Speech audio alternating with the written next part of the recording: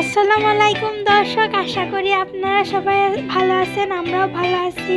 আজকে এই যে এখানে আম্মু কিছু বাজার করেছে, আপনাদের সাথে সেটাই শেয়ার করছি। এখানে লাউ আছে, বেগুন আছে, পেঁপে আছে, শসা, কচু আর তেল আর সাথে আলুও আছে।